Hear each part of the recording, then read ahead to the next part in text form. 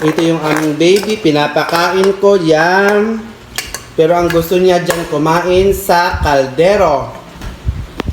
Ayan. Paborit niya kumain ng kanin na walang ulam. Ha? Kain na ikaw. Kain na. Ayan po, oh. Ayan yung baby namin. Oh, yan ang baby namin.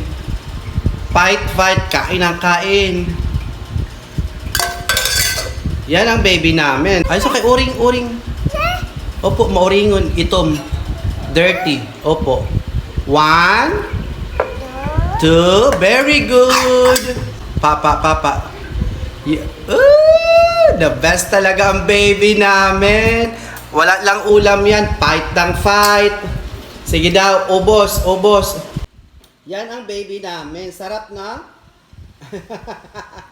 Yan ang baby namin. Bakit? Kasi ang laki kasi. Huwag mo kasing kakainin lahat. Ha? Oh, kunti-kunti lang. Papa, ikaw kunti. Ayaw na?